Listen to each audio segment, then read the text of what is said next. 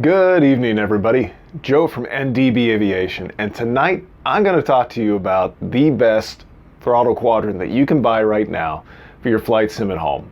And it's none other than the Honeycomb Aeronautical Bravo Throttle Quadrant. So, let's get a few things straight as we get into this video.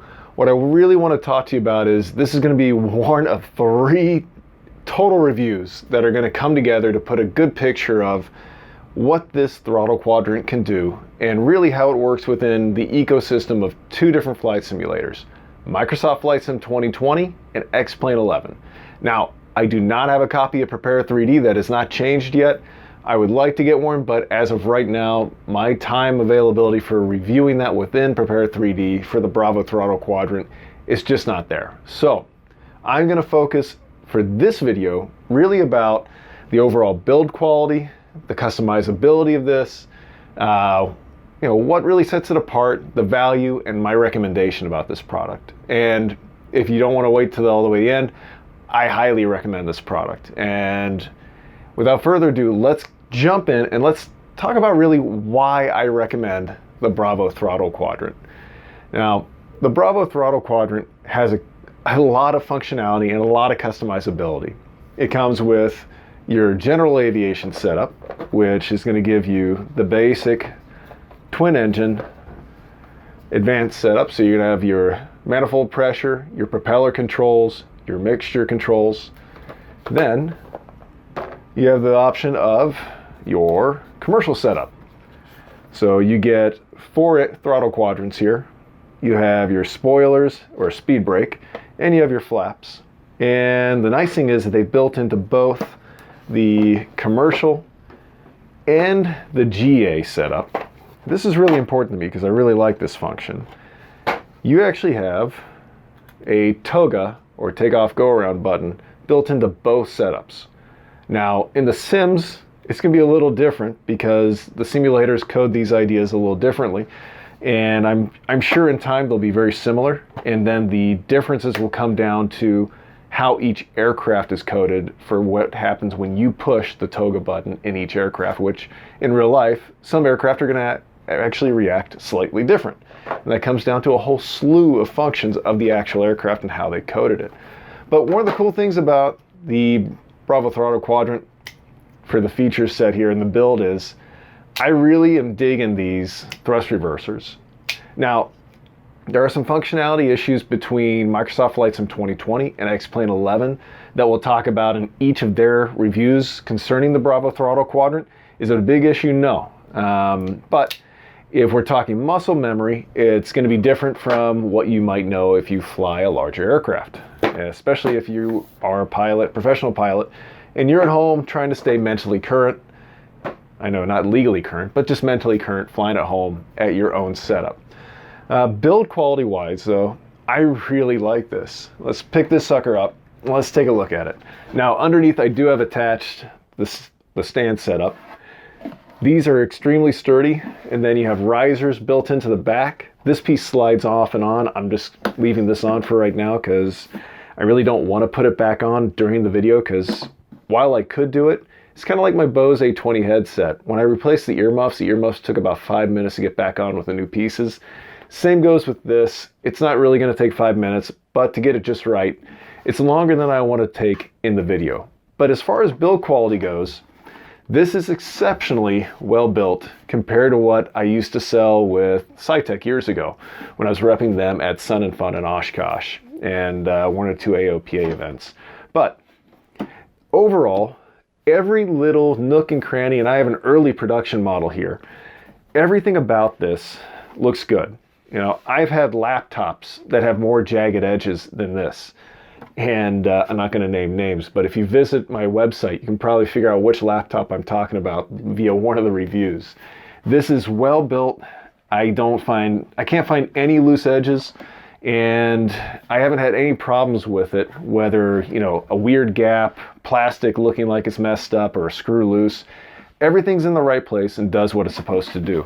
Please forgive my mounting piece here. It is a defunct controller.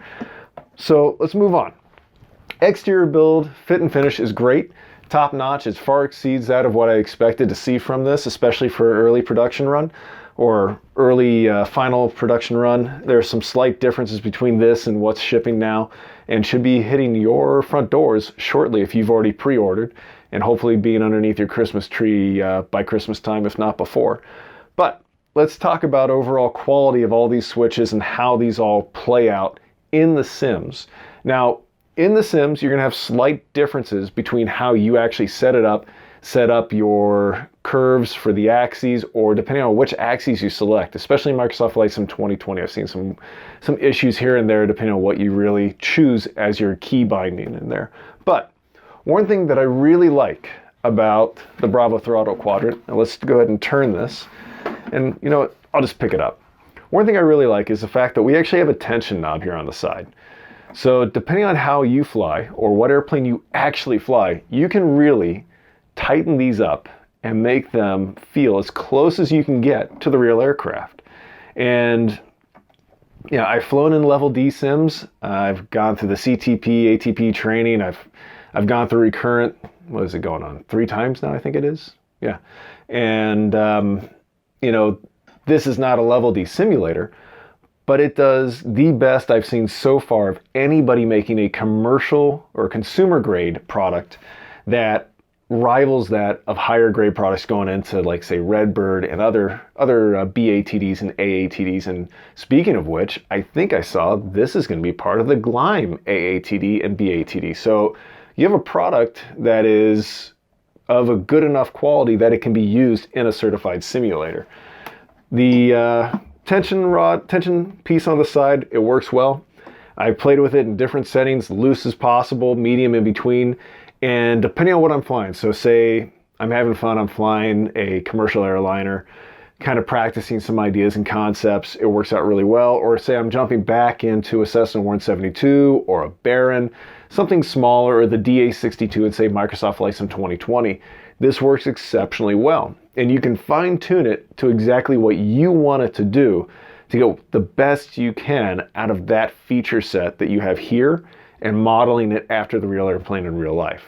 Now, I know it doesn't have the exact same control feel as, say, a Diamond aircraft or a Boeing or a Embraer, Cessna, but you can do a really good job getting really close with your commercial setup or your GA setup to have a nice feel to emulate what it is that you want. And these throttle pieces, the levers here for the axes have worked fine. Have not had any troubles. It's been fun assigning these between the two different sims, because Microsoft Flight Sim 2020 and X-Plane 11, they do a pretty good job with everything. It's just they're both slightly different, and with the last several iterations or the patches going into Microsoft Flight Sim 2020, there are some differences now where it's a little bit easier to finally program in Microsoft Flight Sim 2020. Save your settings and then keep going to fine tune it further and further, which is something I've been waiting to see. And then within X-Plane 11, you have a lot of new features of how you want to set up your overall key bindings. And then you can really fine tune it into different user profiles and then pre-assign per aircraft. So that's going to be something we'll talk about in the X-Plane Bravo Throttle Quadrant review coming up following this review. But feel, build quality, all the levers here for the axes of throttles, mixture, manifold pressure, or spoiler and flaps, they all work well. And the great thing is you can assign flaps all the way over here like they have it set up for the commercial setup, and it's not going to interfere with this. You could use either or if you really wanted to, and they're not going to negate each other or create some weird issues. And the only issue I've seen so far has been coding for certain aircraft in Microsoft Flight Sim 2020. So far, I've tried the majority of aircraft in X-Plane 11, and they all work just fine. But there are a few in Microsoft Flight Sim 2020 that I can't figure out why, when you set different flap settings, it'll keep going and it'll get it just right until you go to warn setting, and then it just takes them all the way back up. I might have to just send an email to Asobo and figure out if there's just a glitch or what the issue is there. But the nice thing is you can customize this as any way you want. For all your autopilot functions, they're starting to really work in pretty well with Microsoft Flight Sim 2020. X-Plane 11, you need a plugin. You can get that from Honeycomb already. And just 2 days ago, I did the update to the latest firmware for this, And a lot of this works so much better in X-Plane 11.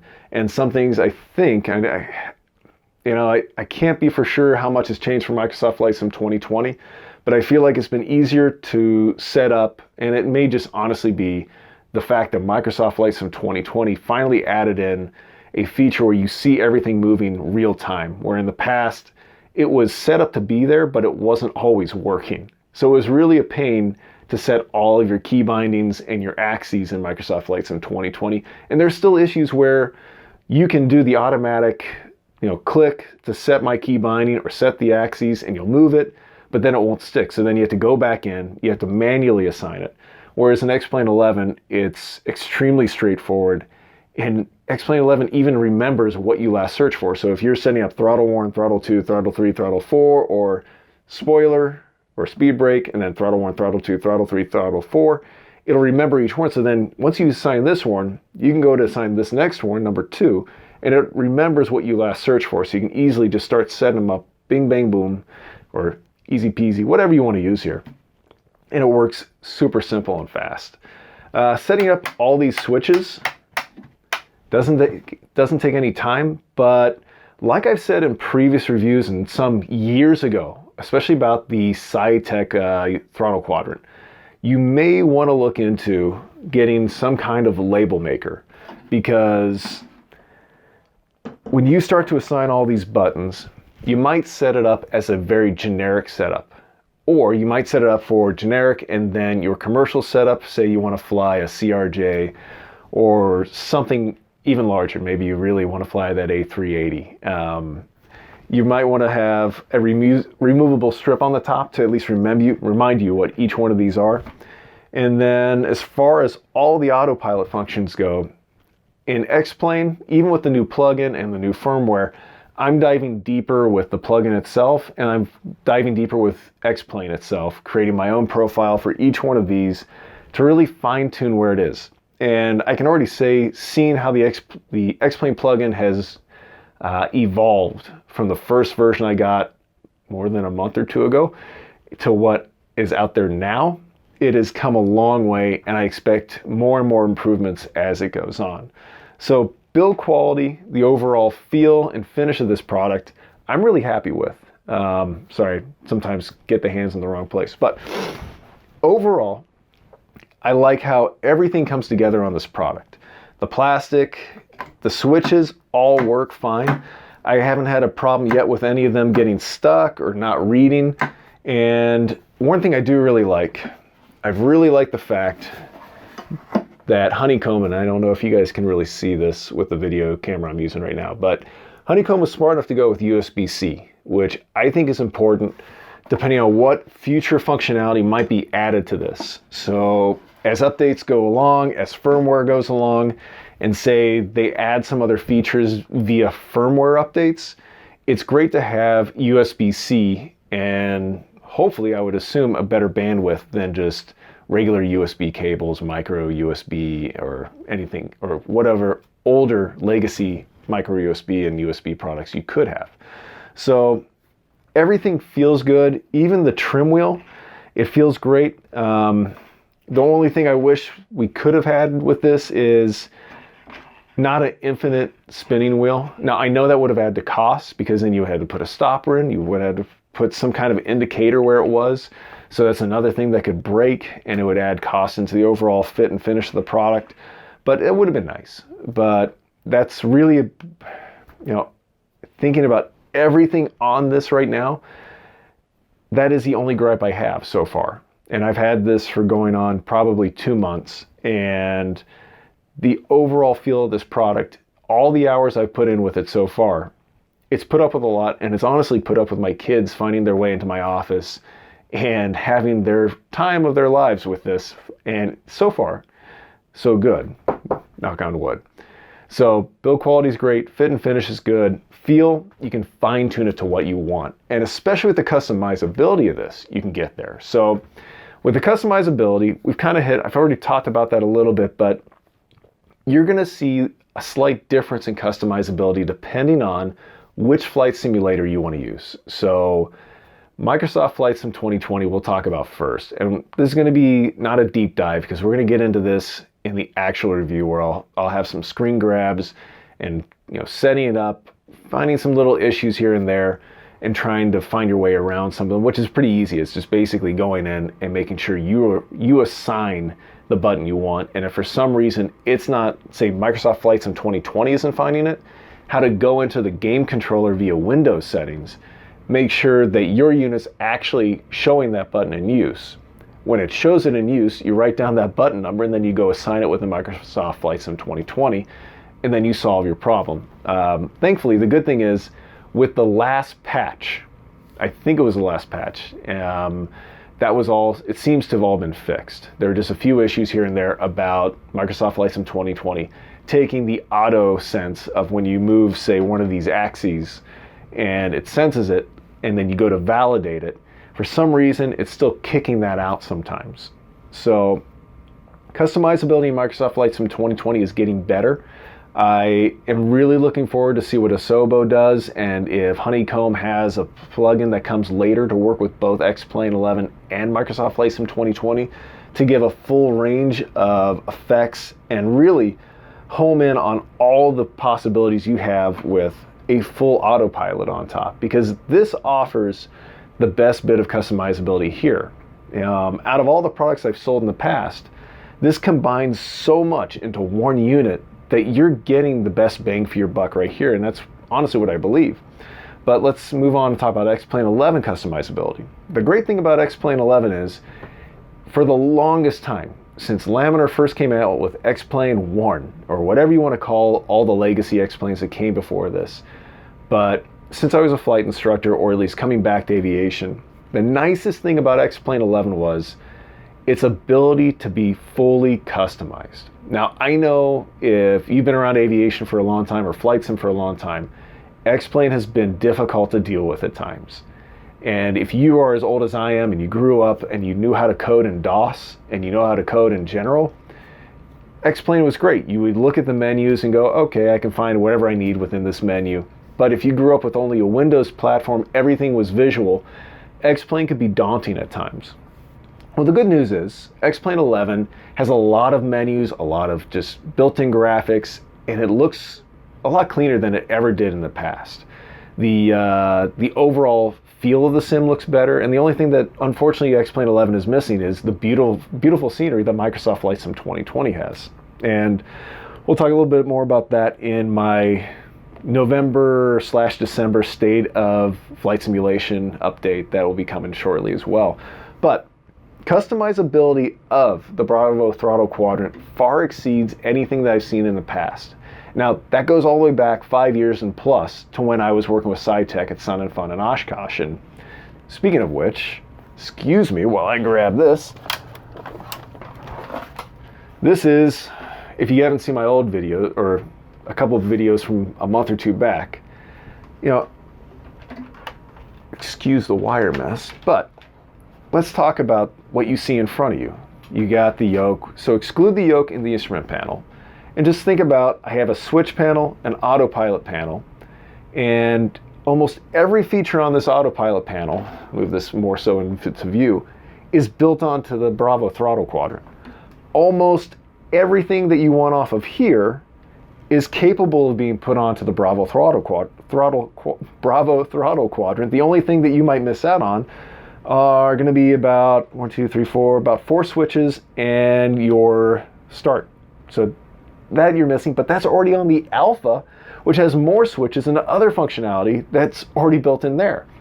Now, I don't even have the SciTech Throttle Quadrant up here, and I shouldn't be saying SciTech anymore because they were bought out by Logitech. So of all these Logitech products, you need to buy, two throttle quadrants, and then 3, 4. So basically you have 4 pieces almost built into one right here. So when you talk about customizability, you have your maximum potential of customizing right here in a very small package when you take a look at all the other stuff that you would be looking at from Logitech or even CH and other companies. So customizability, it's really nice. It's getting better. Now, you might go, hey, wait a minute, ooh, it's getting better. So there are things with Asobo and Microsoft Flight Sim 2020 where not everything works 100%. Now, is that Honeycomb's fault? I would say no. Honeycomb can build the best product in the world. What you might run into, unfortunately, is the fact that you still have to wait for the coders for the Flight Sim to catch up.